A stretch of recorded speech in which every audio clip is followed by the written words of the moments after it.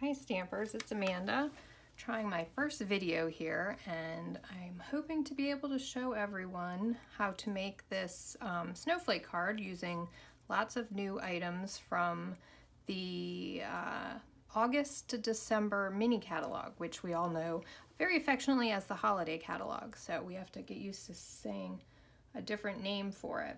But we're going to be making this sparkly little snowflake card, and it doesn't really take that many supplies, and you can change up the colors to whatever you've got. But I just wanted to show you all the stamp set, Snowflake Wishes, and it's in the holiday catalog. Hopefully there's not too much glare there, you can see that, but there's tons of images in here. There's 17 stamps in the stamp set, and there's 8 dies, and here are the two we'll be using. We'll be using that one and that one, if you can kind of see it there.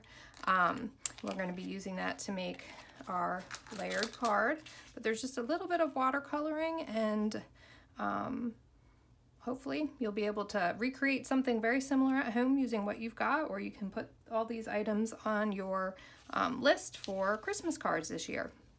We're also going to be using the Balmy Blue Glimmer paper, which is new. I don't know, hopefully that's really not too glary for you, but it's really pretty, and it's a nice light blue, and it'll coordinate with lots of stuff in this suite. There's also a whole pack of designer series paper that has a watercolor snowflake look, so hopefully you'll be able to see some of that stuff in the catalog, and it's on pages 37 and 38 are the products, so there you go. So let's get started. All right, let's get stamping. The items you're going to need first is we're using a piece of scrap of shimmer white, and then a 4 by 5 1/4 piece of shimmery white, and then we've got our whisper white thick card base just cut to the standard A2 size. So we're really not going to do anything with this just yet. That's going to be, clearly we're going to stamp the inside and stuff, but I just wanted to show you, this is really all the cardstock you're going to be using. Everything is going to be done on the 2 pieces of shimmery white. So first, let me show you the colors we're going to be using. We're going to be using Misty Moonlight, and that's what I have used for the sentiment. So Misty Moonlight, that's one of our new in colors. It's very pretty blue. Balmy Blue, which is the lighter blue. Coastal Cabana, which has been a crowd favorite for a very long time. And then Highland Heather. So those are the 4 colors we're going to be using on our card today. And we're going to do just a little bit of watercoloring. Let me get all my stuff. It's nerve-wracking to make sure I've got everything handy so I don't have to thump around. But first we're just going to get our inks ready, and I don't know if everyone remembers when we had the old style pads where you could just squeeze the top and you could get the little pool of ink inside. The new style doesn't work quite the same, so what I like to do is I just ink up a little bit of ink onto the clear blocks, and then you can watercolor straight from that. So I've got my aqua painter. They've got new painter type things in the catalog. I haven't gotten them because I have honestly probably like 10 or so of these, so I'll keep using these until they wear out, but they're water painters, so you can take a look at those in the annual catalog, but they work the same way. So I just get a little bit of ink in my barrel, and this is going to be pretty easy. We're just going to get a little bit of blue, and clearly more water equals a lighter color. We're just going to slop that around. This is something that you don't need to be precise for this technique. We're just going to kind of overlap the colors a little bit, so you don't really want to get a lot of extra white space. Then just clean it off a little bit in between, and then we're going to get a little bit more water on this purple because it's a little bit darker. We're just going to fill that in. There we go. All right, and you know what, I'm going to do a little bit more green up there. Yeah, that got a little muddy. That's all right, because you're just going to end up using a little tiny bit. So this is a piece that I used earlier to make my sample, and I just kind of covered it over and overlapped the colors, and then I used my die and just cut them out, and I could get another one, so I'll probably end up making another card here in a little bit, but this is one that I cut out. Just cut it out, and you'll see on the sample that's what we've got right there on top of our Balmy Blue Shimmer glimmer paper. So you just stick that right on. So I've already got one of these cut out, and I used this die to cut that one out. And we're just going to attach it with a little glue dot. Easy peasy, the easiest way I've always found when I show people in classes how to do it. I just press my item down too, and it works with like any kind of tiny things. And it just kind of lines up right there, and it's kind of nice too because it gives a little bit so you can get it even. There we go. That's all done. And while we have our papers out, we're going to take our card front. We're just going to pick up a little bit more ink that's left on our block. You're just going to kind of do a light little block here. And just kind of pick that up. Just kind of even it off here at the end. And you don't want to get the shimmery white too wet, but it does okay with color. You can blend it a little bit.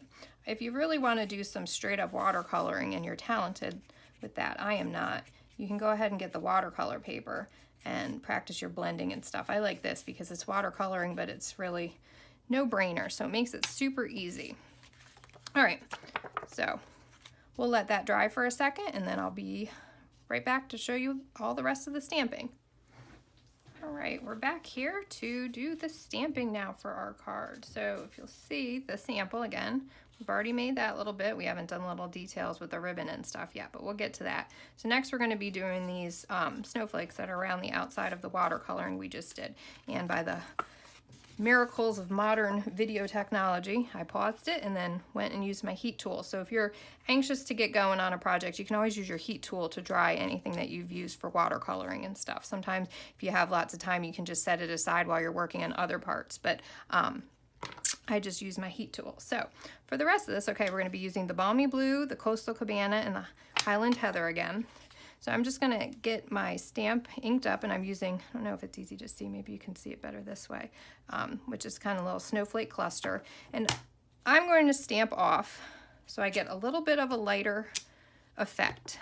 So each time before I stamp onto my cardstock, I'm just going to give it a little stamp off on my scrap paper, and so you can still see it, but it's lighter. So because we definitely want to make sure that the Balmy Blue shimmery snowflake is the star of the show, because clearly it is. So just go ahead and stamp the rest of your snowflakes around. Let's see, where did I do another one? Did I only do 2 on the sample? That's all right. You know what? Every one comes out completely different, so that's kind of the fun of it. All right, next we're going to use the Highland Heather. Again, stamp off. Stamp, ooh, I almost forgot. But that's okay. There we go. And then next we're just going to kind of see where our snowflake is going to lie before we do our Misty Moonlight sentiment. Oops. Hopefully that didn't move too much. So we're going to ink it up and just kind of line it up where you think, because you want to make sure your snowflake isn't hanging too far off when you put the whole piece onto your card front, so then it'll get mangled every time it goes in and out of the envelope. So you just have to be careful. Sometimes the watercolor paper and the shimmery white paper curl a little bit, so you just have to be careful. All right, so we've got that done. Next we're going to do some rhinestones. And yes, you see these are the old ones where we used to have the long strips of them. I had so many stocked up for use in classes and stuff. They retired this style, but you can still get rhinestones, so never fear. They look different in the package, but they're basically the same. So I use my paper snips to snip these apart. So if you still have some of these left in your stash and you're like, I never use these big long strips, you can cut them apart and they look great that way. So we're just going to put a couple of them. You can use your take your pick tool as well, which is, it's got that nice little paddle on it that you can use to pick stuff up, but since I'm already using them with the scissors, they just kind of stick to it anyway. So we're gonna do, if I can get it off. See my hand shaking? I'm nervous about this video. All right, it's not snipping. We just want to do, you can cover it with as many as you want. I usually try to do an odd number. So I've got 1, 2, and then the third one in the center. You could do 5. I don't know if anybody actually looks at that, but you always hear all the design stuff where it says odd numbers are more pleasing when you're doing some sort of a design. So that's what we'll stick with. All right, next we're going to be using the silver trimmed, what is it really called? Metallic edge ribbon. It's really pretty. It comes with a gold edge too. I've got lots of this silver left. I think I bought it last year to use in classes and ended up not using it. And since we haven't had any classes since March, or actually since February, I have lots of ribbon to use up. So I just cut a little snip, and little trick that I've always done. Where's my adhesive? I've always, when I've made a little flag, I've always done a little bit of adhesive down the center and then squeeze it together, and that just helps it stay together so you get the right look. So when you're working with it, putting it behind whatever element you're using, it doesn't flop open and you have to keep repositioning it. And then I just do a little bit more and kind of tuck it in. Oops, wrong side. Tuck it in. All right, and then judge again kind of where we're going to have it. And now it's time for dimensionals. I'm going to use one regular size dimensional smack in the middle, and then we're going to use a couple of little mini guys all the way around. Just kind of help stabilize those edges of the snowflake so they don't get folded or bent in mailing. So honestly, I don't hand many cards out face to face. Most of mine end up in the mail, so I always have to be careful of making sure they're not too lumpy, or I can add some extra postage, but I want to make sure that the elements on the card front are pretty sturdy. So, all right, let's see. That looks like a good spot. Oops, as I've got ink everywhere. Look at that. There we go. See, it's real life here. Just like everybody else at home, you get ink all over your fingers. So that's pretty close, right? They look pretty similar. Not that they have to be exactly alike. But then, normally I would put the adhesive on before I put the lumpy stuff, but you guys all know how to put adhesive on, so we'll just quick zip through that because that's what we're doing here. Where's my card base? There we go. And just line it up. Again, like I said, the shimmery white and watercolor paper can get a little bit curled as it dries, so you just want to make sure you get stuff lined up as well as you can. All right, so there we go. Our front is all done. Only thing left to do is we'll just do a little bit of stamping on the inside. Now everybody does the insides different, but I always kind of do a little bit just down in the one corner. And again, I'm stamping off all my colors again, just for that subtle look. And then we'll do the purple one right there. Highland, sorry, not just purple, Highland Heather. There we go. And then last but not least, ink up, and then I'll stamp off this too so it doesn't show through. My hand stamped by. And there we are.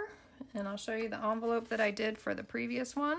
So there's the front, just a little bit of stamping there, again stamped off, and then I did the flap. And you see these two, I noticed I went to stamp off and it kind of hit the edge of my foam pad. Since I'm using the photopolymer, I have the foam pad and it kind of went off the edge and only part of it got stamped off. So that's why those are kind of goofy looking. But anyway, oops. Nice little card, pretty quick. And again, I'll show you there's the stamp set, the Snowflake Wishes, and the dies that go with. And then the two that we use. So we use this one for the Balmy Blue shimmer paper, glimmer paper, and then this little one is the one that we watercolored on our little watercolor sheet and then cut out. So I hope you've enjoyed that, and definitely you can do this technique on any other kind of card that you want to do. If you've got flowers, if you've got, you know, geometric shapes, just some swirls and splatters or whatever, you just do a little watercolor base and then fill in with some stamping and then just do a focal image. That could be a stamped image or something punched out, whatever you've got on hand. But I hope you've enjoyed seeing this new product in action, and definitely let me know if you have any questions, if I've missed anything, or just any comments. I'd appreciate it. Thanks so much. Hope you have plenty of time to stamp today. Take care.